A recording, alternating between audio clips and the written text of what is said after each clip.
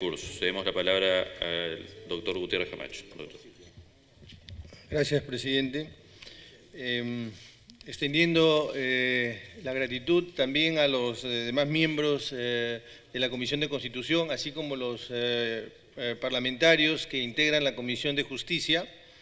Quisiera en primer lugar muy rápidamente señalar que este informe se hace al amparo de lo señalado en la propia Constitución y la Ley Orgánica, que establece que el Defensor del Pueblo viene una vez al año al Congreso a dar cuenta de su gestión y principalmente con el propósito de poder identificar cuáles son los avances o deficiencias que hay en materia de derechos humanos y también poder identificar cuáles son las instituciones que no están funcionando en sintonía o en línea con las competencias que tiene la Defensoría del Pueblo, que son la promoción y garantía de los derechos fundamentales, la marcha del Estado y la supervisión de los servicios públicos.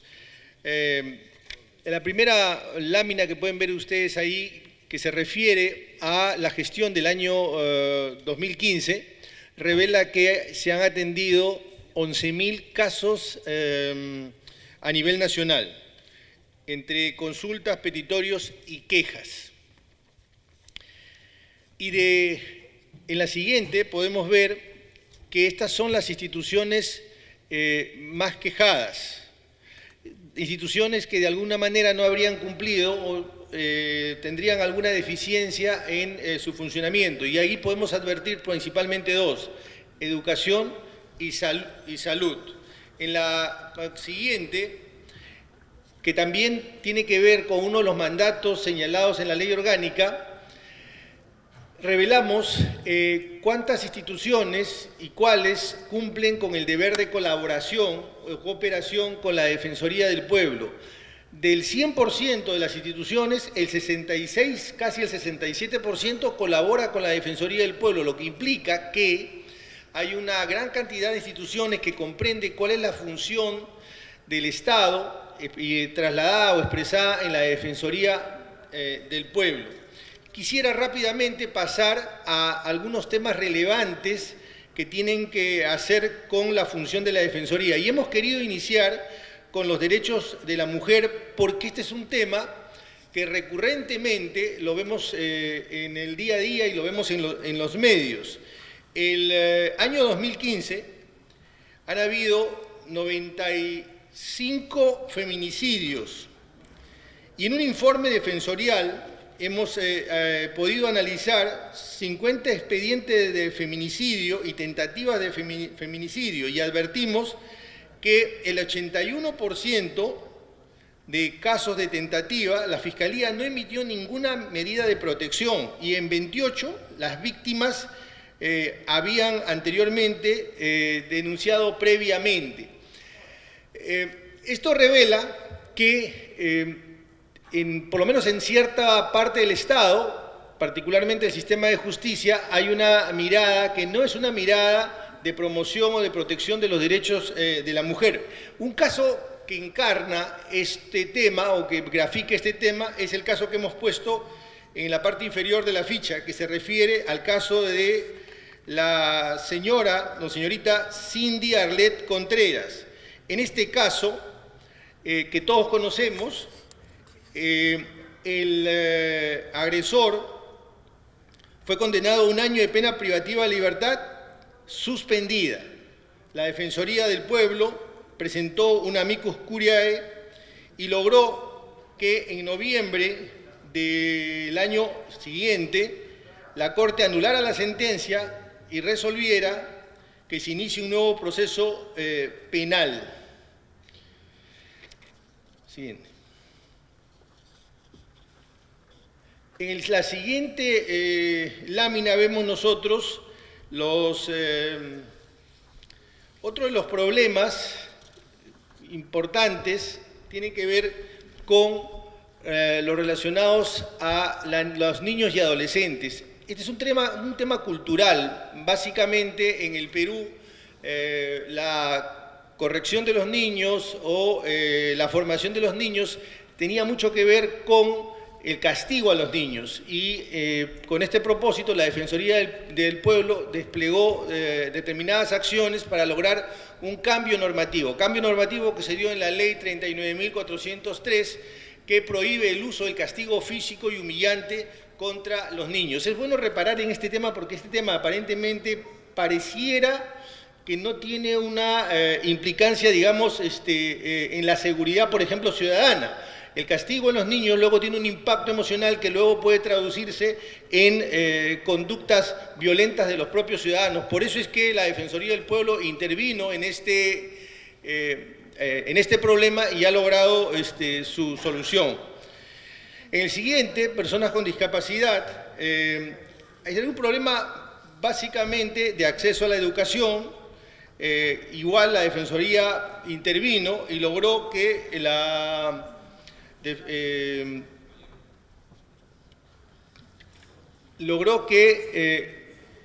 permitió que se dieran determinadas normas que obligaban a todas las instituciones educativas, públicas y privadas, a no negar la matrícula de estudiantes con discapacidad, estableciendo cuando menos 2 vacantes por aula.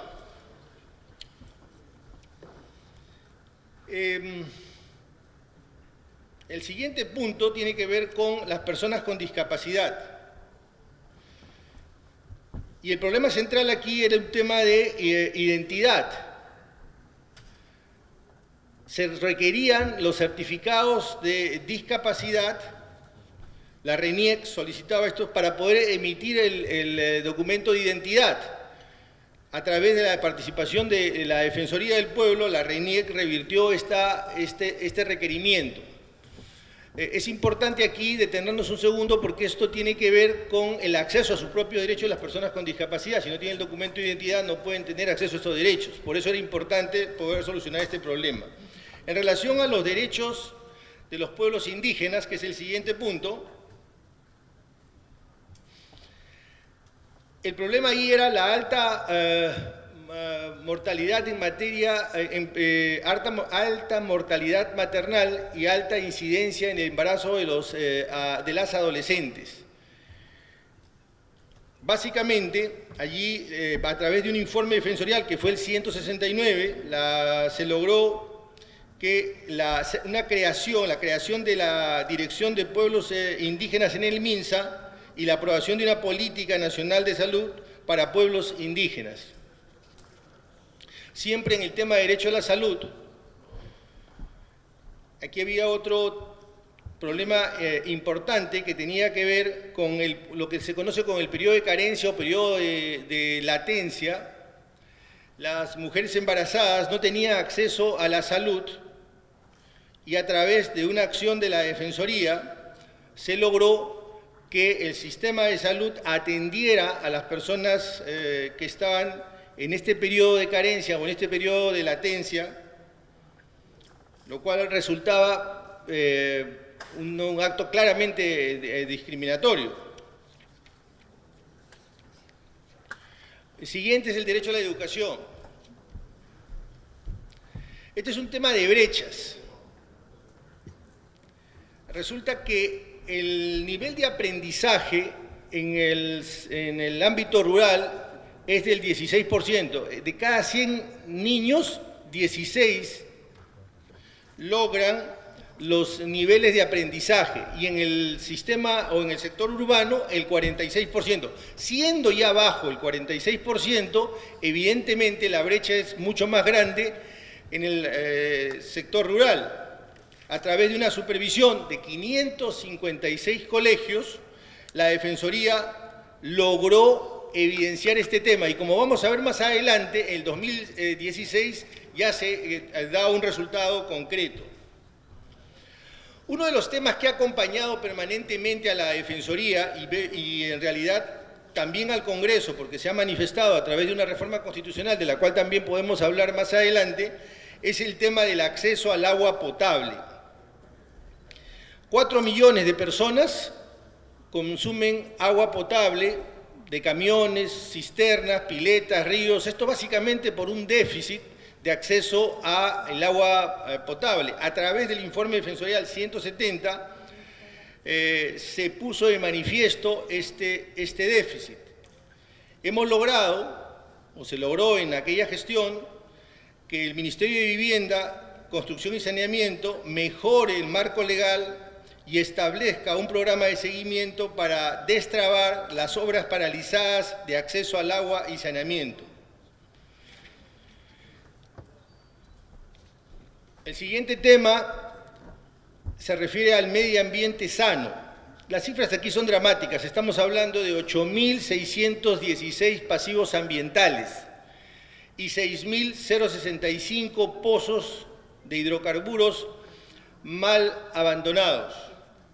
En el informe 161, un llamado a la remediación, avances y pendientes en la gestión estatal, se logró que la OEFA inicie la identificación de estos sitios de contaminación para determinar el nivel de gravedad de cada uno. Y el Ministerio de Energía y Minas ha iniciado su intervención y ha aprobado ejecutar los planes de descontaminación. En materia de conflictos sociales,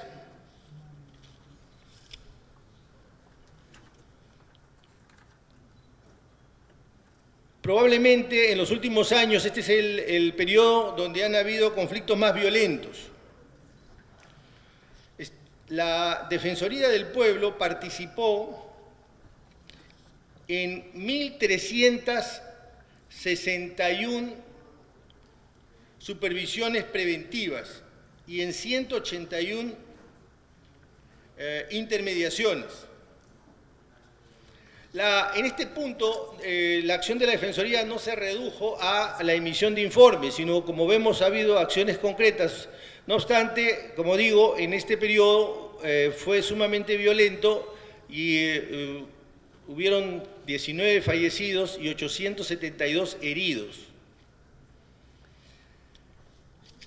De los informes defensoriales, que son documentos que emite la Defensoría, probablemente uno de los más importantes es el 170, al que ya he hecho referencia, que es el informe de acceso al agua. En el informe 2016 podemos hacer la comparación ya. 111.000 fueron los casos atendidos. En el 2016, 130.000. Y esa es la estructura, la que ustedes ven en la lámina. La siguiente, por favor. Nuevamente, las instituciones más quejadas, podemos advertir que se repite salud y educación. Y en el nivel de cooperación también la cifra se repite. Tenemos cerca de 67%, lo que revela un cierto nivel de participación. En materia de casos relevantes, podemos pasar rápidamente también. En este punto, había un déficit en materia de protección, de medidas de protección a favor de las mujeres. Y con el propósito de hacer un muestreo, se hizo una intervención a 20 comisarías del Callao para ver el nivel de aplicación de la Ley 30.364. Y se pudo visibilizar los obstáculos que existían en la implementación de esta norma.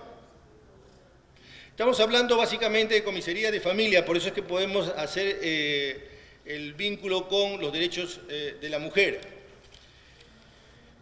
La siguiente lámina tiene que ver nuevamente con los derechos de los niños y adolescentes.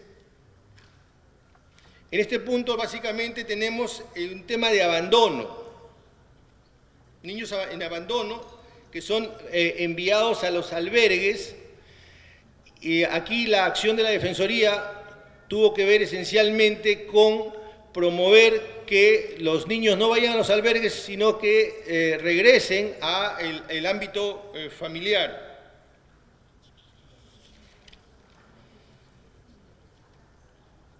En personas con discapacidad, básicamente, el punto ahí es que la Convención establece que la legislación nacional debe adecuarse a reconocer de manera plena la capacidad jurídica de las personas. La Defensoría realizó acciones para que determinados magistrados puedan inaplicar algunas normas del Código Civil respecto a la interdicción. Este es un tema importante e interesante porque tiene que ver cómo es que la acción de la Defensoría logra que a nivel del sistema de justicia se le dé prevalencia a la Convención y no a la norma infraconvencional o infraconstitucional. Luego, en el tema también ahora en lo relativo a personas con discapacidad, aquí estamos hablando de una ley. Hay una pensión no contributiva para las personas con discapacidad severa. El punto es que apenas el 7.8% de las personas que potencialmente podrían recibir este beneficio lo recibe. Aquí la Defensoría del Pueblo realizó acciones tendientes a incluir a las personas que cuentan con certificado de discapacidad severa y que se encuentran además en condición de pobreza.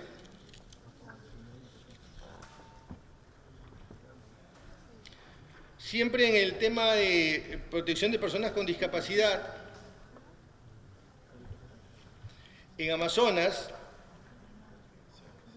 560 personas beneficiarios del programa, menores de edad, no podían cobrar la pensión porque el Banco de la Nación exigía a los padres que presenten autorización judicial para efectuar el cobro de la pensión.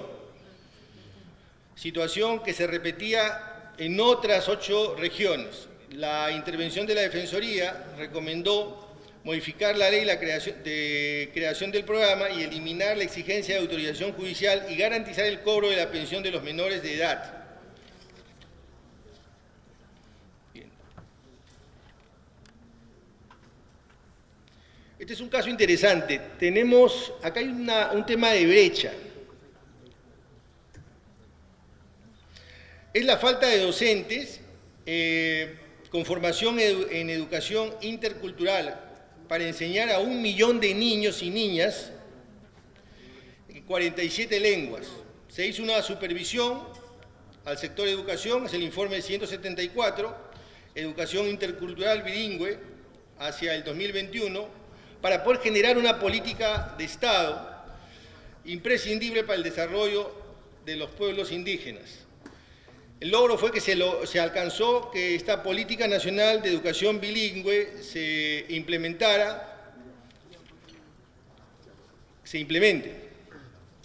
Luego, el derecho a la salud.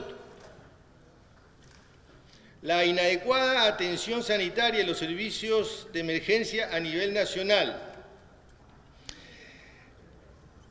Quisiera detenerme en este punto porque esta es una de las líneas de trabajo que ha señalado esta gestión. La importancia del acceso a la salud, a una salud de calidad. Alguna vez señalé que para nosotros el derecho a la salud es una suerte de prederecho, porque si no tenemos salud, los demás derechos no se pueden ejercer, no se pueden materializar. En sintonía con esto, en esta gestión hicimos una supervisión de... Disculpe, defensor, solamente para señalar que con la presencia de la congresista Karina Beteta, ya la Comisión de Constitución ha logrado el quórum correspondiente, pasando de sesión informativa a sesión extraordinaria. Vicepresidente de la Comisión de... Sí. Gracias, presidente. Al contar con un quórum de 8, agregamos a los congresistas ya mencionados, al congresista Albrecht, Sonia Echevarría y Karina Beteta. También cumplimos con el quórum. Muchas gracias. Perfecto. Habiendo cumplido con el quórum en ambos de 8 congresistas, continuamos con la sesión. Sí, le estaba diciendo que para esta gestión, el tema, esto quiero subrayarlo, remarcarlo, el tema de la salud es muy importante. El déficit de acceso a la salud, la calidad de la salud es fundamental para un país y tiene implicancias sociales y económicas enormes. Por eso es que en esta gestión ya, en la nuestra, hicimos una supervisión a 90 establecimientos de salud y estos fueron los hallazgos. 81% de los casos atendidos en emergencia no tenían que ver con temas de emergencia. Es decir, solo el 19% debieron pasar por emergencia. El 79% de pacientes esperaban más de 12 horas en emergencia.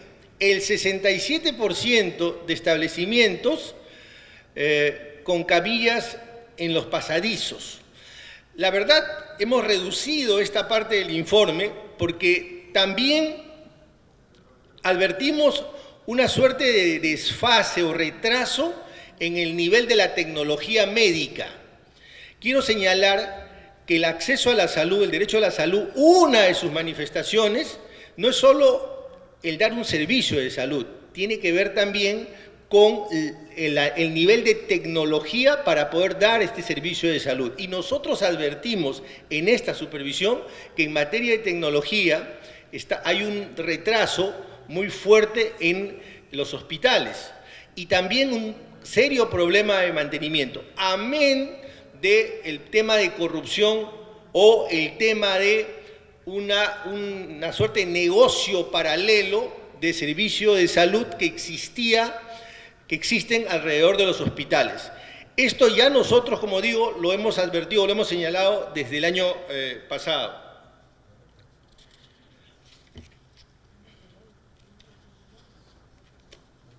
En educación, los instrumentos educativos de la política educativa no responden a las necesidades y características de los estudiantes en las escuelas rurales. La Defensoría del Pueblo hizo también aquí un informe este año sobre la gestión de la escuela primaria multigrado en los ámbitos rurales.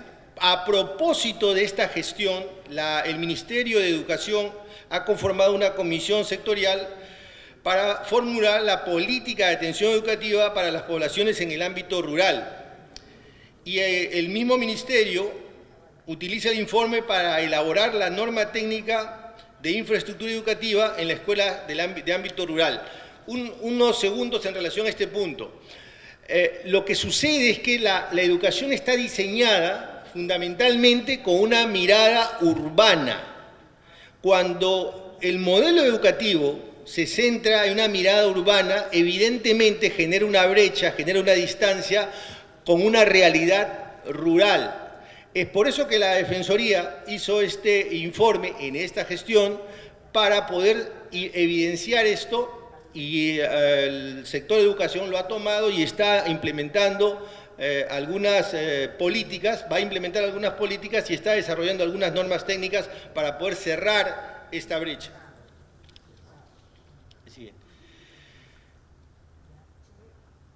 Bueno, cuando hablamos del agua, yo creo que lo primero que tendría que hacer la Defensoría del Pueblo es felicitar al Congreso porque ha aprobado una reforma constitucional señalando el derecho al agua como un derecho fundamental, y eso es un avance cualitativo muy importante. Pero quisiera compartir con ustedes esta reflexión. Al haber convertido el derecho al agua, al acceso al agua como un derecho fundamental, al agua potable, esto señala ya obligaciones al Estado. La primera de las obligaciones del Estado es hacer una línea de base. Es decir, ¿cómo estamos? Para que a partir de ahí podamos medir lo que se denomina la progresividad, porque la progresividad supone avances concretos, pero solamente puedo medir la progresividad si yo puedo conocer cuál es la línea de base. Entonces, la primera tarea del Estado, esto es del Ejecutivo, es poder saber dónde estamos, permítanme decirlo coloquialmente, dónde estamos parados en materia de acceso al agua. Entonces, esto es lo primero.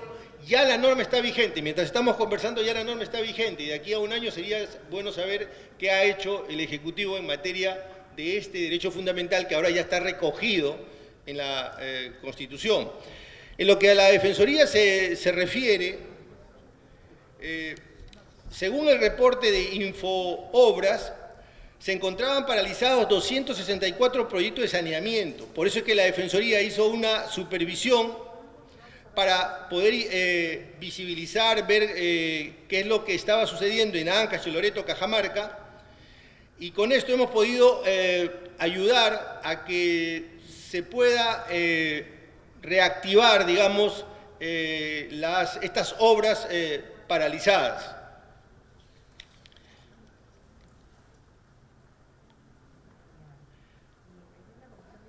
En el punto siguiente, el Poder Ejecutivo no cuenta con 8 reglamentos ambientales y con 11 reglamentos de participación ciudadana para la prevención de la contaminación ambiental, según lo prevé la Ley del Sistema Nacional de Evaluación de Impacto Ambiental. Se hizo aquí también una supervisión y esto ha logrado que se impulse la creación de la ventanilla única de certificación ambiental y se ha logrado ya, en relación a ese déficit normativo que había, que se prepubliquen reglamentos que están actualmente en debate sobre minería y participación ciudadana.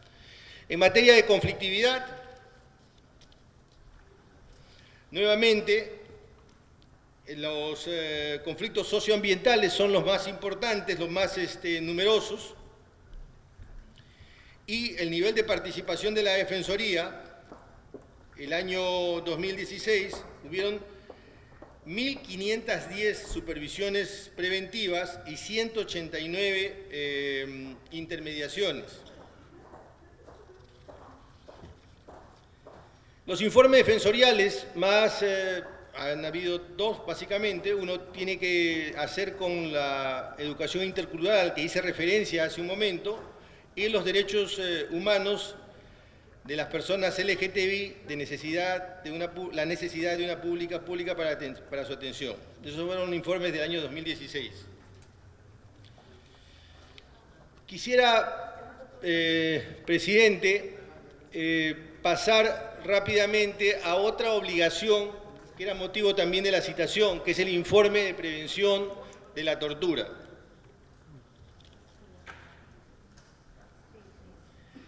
La principal obligación de todo Estado es velar por la seguridad, la integridad de los ciudadanos. Y de alguna manera esto es lo que justifica la existencia misma del Estado. El hecho es que, en línea con esa obligación, el Estado peruano firmó el Protocolo Facultativo contra la Tortura del año 2006. Y en virtud de este instrumento internacional, nos obligamos a crear un mecanismo nacional de prevención. Estoy hablando del año 2006. Mediante la Ley 3394 del 2015, se amplía las competencias o facultades de la Defensoría y se le designa como órgano nacional encargado de este mecanismo nacional de prevención contra la tortura. Esta ley tiene un elemento singular. Se amplía las facultades de la Defensoría, pero no se le asigna ni un sol de presupuesto, porque se señala que tendrá que hacerlo con sus propios recursos. Pero ya la Defensoría venía con un déficit presupuestal de más o menos 18% para las propias competencias que tenía. Con todo, quisiera señalar cuál es la situación del país sobre este tema. El informe del 2012 para el Perú del Comité contra la Tortura recomendó mejorar el tipo penal del delito de tortura. Esto ya se hizo este año, ya se mejoró el tipo penal. Sin embargo, hay una discusión porque aparentemente, desde el punto de vista técnico, se habría abierto demasiado el tipo penal y ahí habría un problema en su aplicación.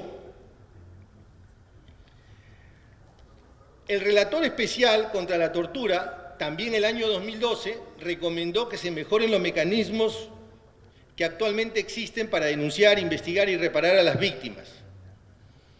Y la Corte Interamericana ha sentenciado al Perú en 4 casos, porque consideró que las condiciones de detención constituían una forma de trato cruel, inhumano y degradante, y pidieron o condenaron al Perú a investigar, reparar a las víctimas. Entre el año 2015 y 2016, la Defensoría del Pueblo ha recibido 488 quejas vinculadas a integridad, afectación de la integridad, de los cuales 73 se encuentran en trámite y 264 han sido declarados fundados, lo cual revela un índice bastante alto de este tipo de denuncias. En el 2016, hasta el 2016, el mecanismo no se había implementado, no obstante que la norma es del 2015. Sin embargo, la Defensoría, en el marco de sus competencias, ha realizado algunas acciones. ¿En qué ámbito es que se desarrolla, digamos, este mecanismo? Básicamente, en tres. Primero, la privación de las personas que están privadas de libertad, enfermos mentales y detenidos en dependencias policiales. En relación a los privados de libertad, adultos me refiero, los problemas fundamentales ahí son hacinamiento. Estamos hablando de 82.898 internos y la capacidad carcelaria es de 46.970. Otro de los problemas es que en los centros penitenciarios existen personas inimputables, 54 enfermos mentales declarados. Y un tema también preocupante es que las cárceles en el Perú no están construidas para detener o para que purguen condena las mujeres. Por lo tanto, hay condiciones inapropiadas para la detención de las mujeres. Y hay 182 menores de 3 años que acompañan a sus madres, que purgan condena. Otro de los problemas es el claro incremento de la tuberculosis en los penales. En este mismo informe tendría que decirles que hasta el diciembre de 2016, ya en lo que se refiere a jóvenes privados de libertad, infractores, existen 2.168 jóvenes y el problema ahí también nuevamente es el hacinamiento. En los centros de salud, porque dije que este era otro de los temas que tiene que ver con este instrumento internacional celebrado por el Perú, los principales problemas son los problemas de infraestructura, la carencia de personal, en otras palabras, los servicios que afectan nuevamente la dignidad de la persona, la integridad y la vida de los pacientes. En ocasiones esto se torna muy grave. Y ese fue el caso del Centro de Rehabilitación Mental de Iquitos, CREMI, que por acción de la Defensoría fue cerrado. Como dije hace un momento, la Ley 30.394 es la que señala las competencias de la Defensoría como mecanismo nacional de prevención contra la tortura. Y como dije también, señala que tiene que hacerlo con sus propios recursos. Desafortunadamente no ha habido estos recursos y yo he encontrado comunicaciones de la Defensoría para que se le pueda asignar los recursos, comunicación de las Naciones Unidas y comunicación incluso de la Corte Interamericana de Derechos Humanos con este propósito. Lo que tenemos que tener aquí claro es que el país está incumpliendo un instrumento internacional al que se ha comprometido.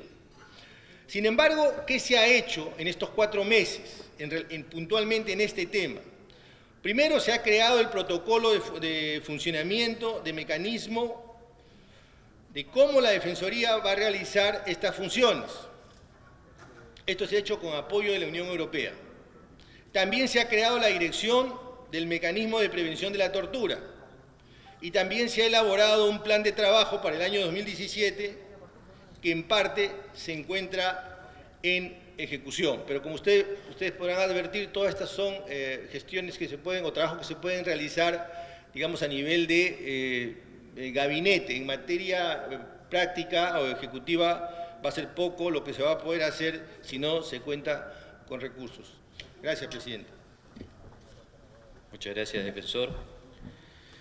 Cedemos la palabra a algún congresista que así lo desee para hacer alguna